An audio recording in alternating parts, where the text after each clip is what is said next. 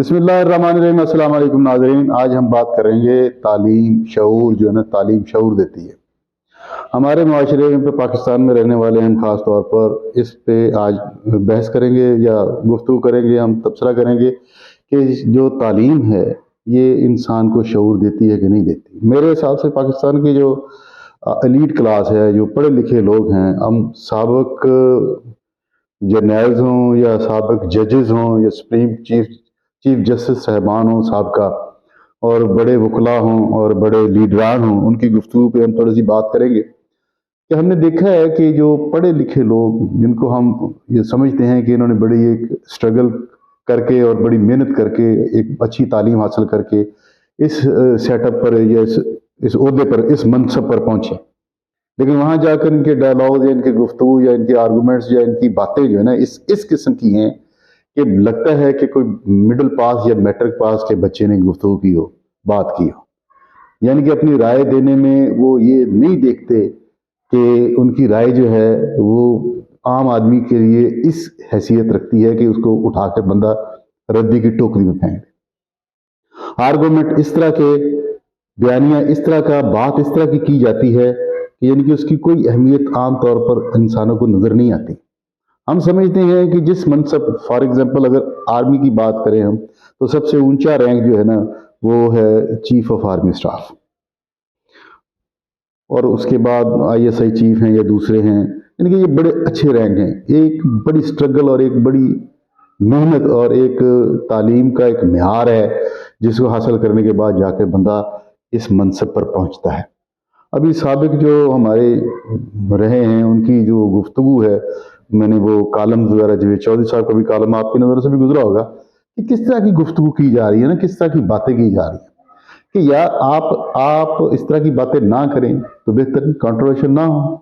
ایسے لگتا ہے جیسے آپ یعنی کہ یہ جرم جو پاکستان کی ریاست کے ساتھ یا پاکستان کی معیشت کے ساتھ جو جرم ہوا اس میں آپ برابر کے حصے دار ہیں، بلکہ اس کے پراپر شریک ہیں آپ۔ کیا ضرورت ہے آپ کو یعنی کہ اس طرح کی، اگر آپ سے یہ منسوخ کیا گیا تو آپ اس کی تردید کر دیں فوراً۔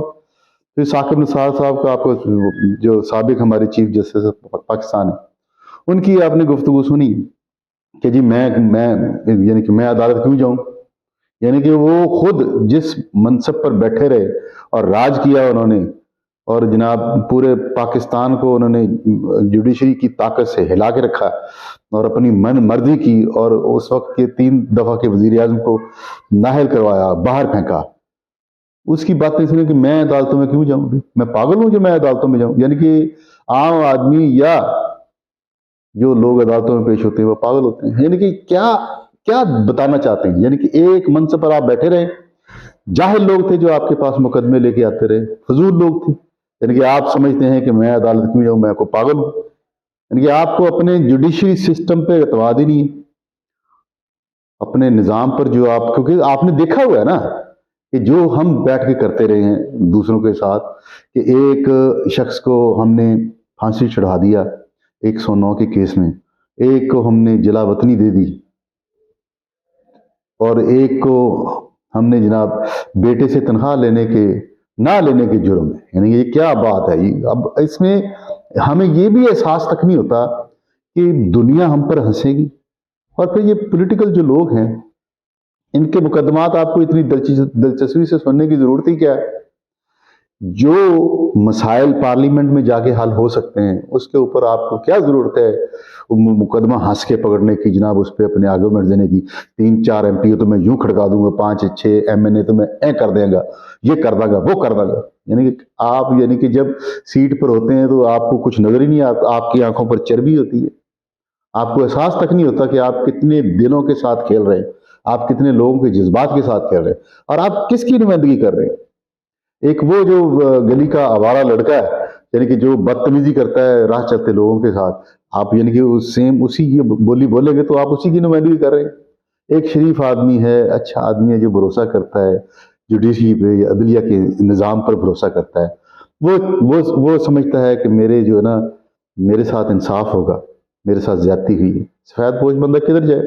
یا سارے یہی سوچنا شروع کر دیں کہ ہم کو پاگل ہے کہ عدالتوں میں جائیں، ہم اپنے فیصلے خود ہی نپٹائیں گے۔ پھر اس کے بعد جتنے بھی پولیٹیکل ڈیسیجنز ہیں، سیاسی فیصلے، خاص طور پہ میں عدلیہ کی بات کروں گا، جتنے بھی فیصلے ہو رہے ہیں سیاسی ہو رہے ہیں، اور افسوس اس بات کا ہے کہ ہم بولتے ہوئے بھی ڈرتے ہیں. ہم اس وقت بولتے ہیں جب وہ منصب سے ہٹ جاتا ہے، یعنی کہ ریٹائر ہو کے گھر چلے جاتا ہے، پھر ہم بولنا شروع ہو جاتے ہیں کہ اس نے یہ کیا، اس نے یہ کیا، اس نے. جب وہ منصب پہ بیٹھا تو اس کو پکڑو، اس کو کہو کہ آپ یہ غلط کر رہے ہیں. اب میں یہ پچھلے دنوں ایک اور ہمارے اسی لیول کے شخصیت نے ایک بیان دیا ہے کہ جی اتنی بڑی شخصیت کو ہم عدالت میں نہیں بلا سکتے، یا آپ اس کو عام آدمی نہیں سمجھے. اس کا مطلب ہے کہ آپ کے ذہن میں ایک عام آدمی کے لیے انصاف کا پیمانہ کچھ اور ہے، اور خاص لوگ شرفا اشرافیہ یا ان کے لیے آپ کا پیمانہ کوئی نا انصاف کے لیے آپ نے کوئی الگ کسوٹی بنا کے رکھی ہے، آپ نے کوئی الگ نظام ان کے لیے بنا کے رکھا ہو. اشرافیہ کے لیے کوئی سسٹم ہی الگ ہے، اشرافیہ کی کرپشن کے لیے سسٹم کوئی الگ ہے. سارے مل کے جناب تحریک پیش کر دیتے ہیں کہ جی 50 لاکھ تک کی جو کرپشن ہے نا وہ جناب اس پہ مقدمہ نہیں بن سکتا ہے. کیا مطلب؟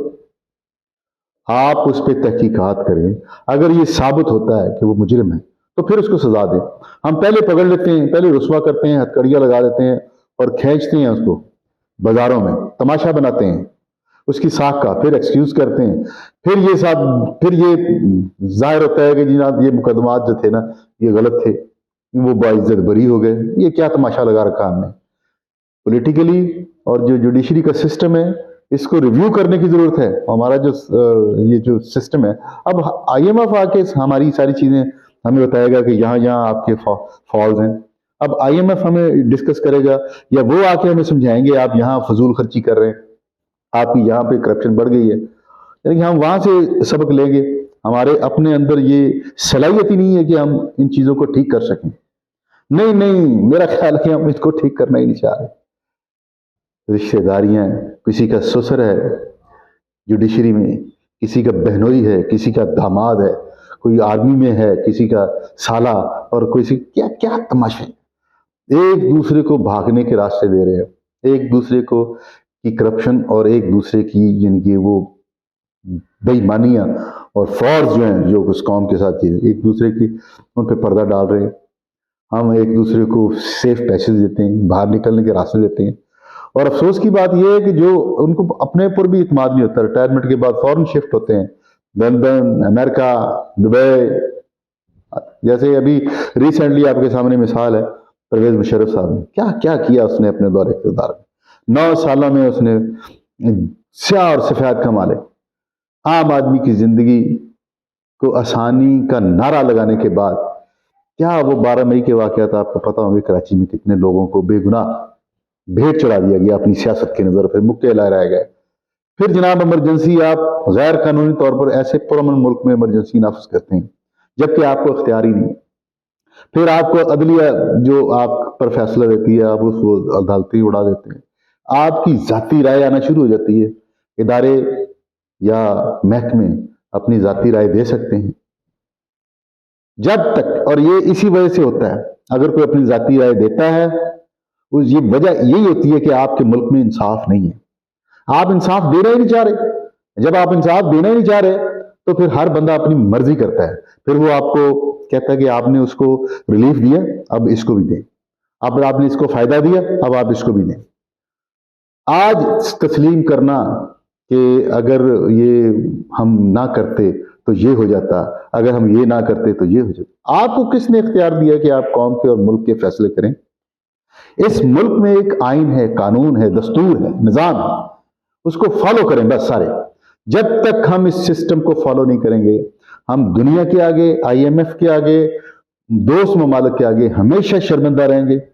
اور اس بات کو طے کرنا پڑے گا جس طرح زر مبادلہ کے ذخائر ہمارے بالکل زیرو کی طرف بڑھتے جا رہے ہیں، بھاگتے جا رہے ہیں، دیوالیہ کی طرف، بلکہ دیوالیہ کے کنارے پہ کھڑے ہیں. لیکن پھر ہم کیا کر رہے ہیں؟ کیا یہ اتنی بڑی فوج مشیروں وزیروں کی رکھنے کی ضرورت ہے؟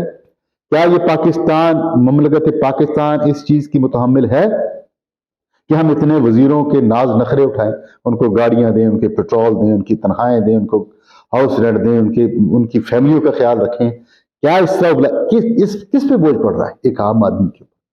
سسٹم نہیں ہے، کسی کو تو فالو کر لیں. میں جی انگلینڈ کو بہت اچھی طریقے سے، سارے انگلینڈ کو بہت اچھی طریقے سے جانتے ہیں، سارے امریکہ کو بہت اچھی طریقے سے جانتے ہیں.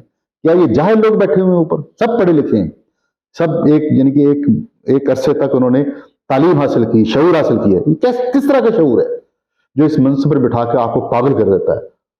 یہ کس طرح کا شعور ہے کہ جو بڑے منصب پر بٹھا کر آپ کی آنکھوں پہ چربی لے آتا ہے؟ سسٹم کو بدلنا ہے تو انصاف لانا پڑے گا. جب تک آپ انصاف کا بول بالا نہیں کرتے، یہ نظام چلنے کا نہیں. کرپشن خود بخود رک جائے گی جب آپ فیصلے کرنے شروع ہوں گے. جب آپ فیصلے کرتے ہوئے یہ دیکھیں گے نا کہ یہ میری سالی کا بیٹا نہیں ہے، یا یہ میرے سسر کا بیٹا نہیں ہے، یا یہ میرے سسر کا دوست نہیں ہے، یا میرے بہنوئی کا یہ بھائی نہیں ہے، یہ چیزیں جب آپ دیکھنی چھوڑیں گے تبھی یہ ملک اپنی ٹریک پہ آئے گا، تبھی یہ سیدھے راستے پہ آئے گا. بڑے بڑے منصبوں پہ بیٹھ کر شعور تعلیم، ہم سوچتے ہیں کہ تعلیم شعور دیتی ہے، لیکن ہم نے جو دیکھا ہے پچھلے 72 سالوں میں پاکستان میں خاص طور پر جتنے بھی بڑے منصبوں پہ لوگ بیٹھے ہیں ان کو تعلیم نے کوئی شعور نہیں دیا، کوئی عقل نہیں دی.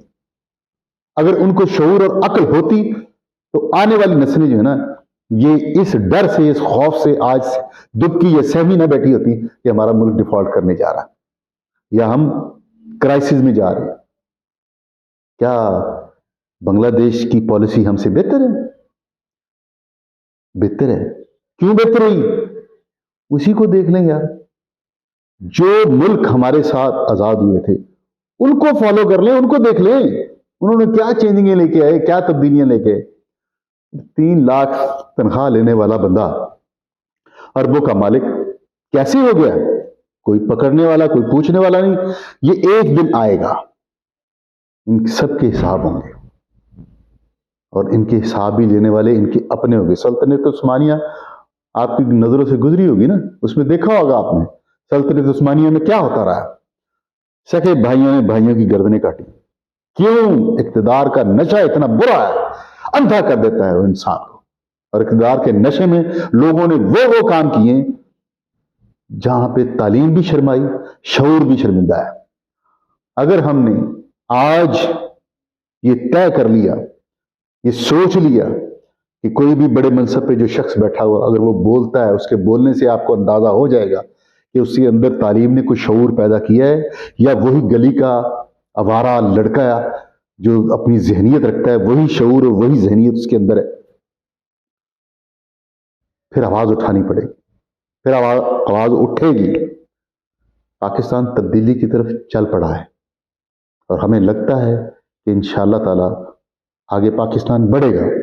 اب ایسے لوگ آئیں گے جن کو تعلیم شعور دے گی، اور وہ شعور اس قوم میں تقسیم کریں گے. آپ کا بہت بہت شکریہ. السلام علیکم.